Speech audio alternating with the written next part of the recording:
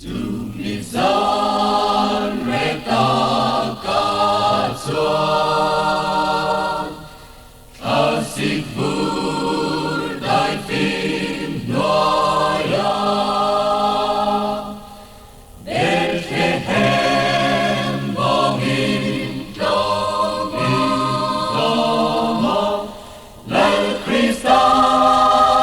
along piang ta van mi pui kenan ron tha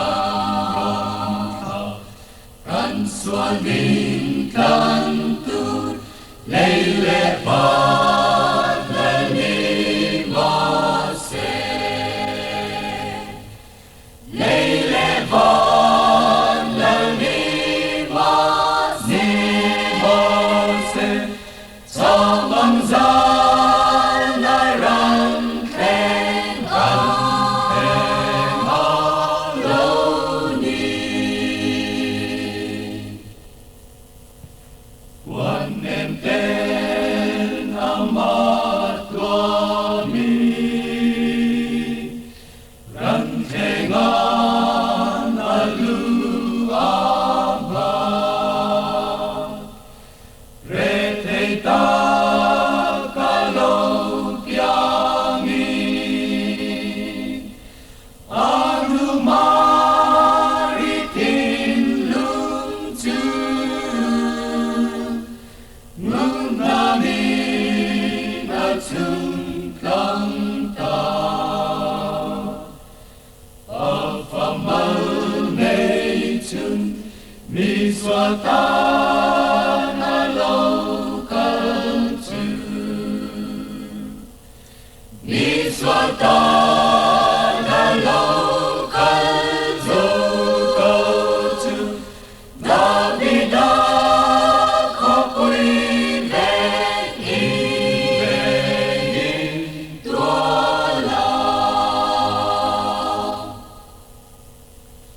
angel pen kutin ancoy zatakin cibay ang hu Tumisan ko harta ka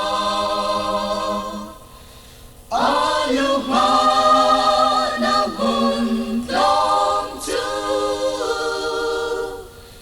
Lairo pui na in achun Tinberang bule mi finten cibay an bu mi finten cibay an bu tamang zan arang in dong noya Ini po amalomi Bethlehem ipan ang hu Van mi tiang min say ang con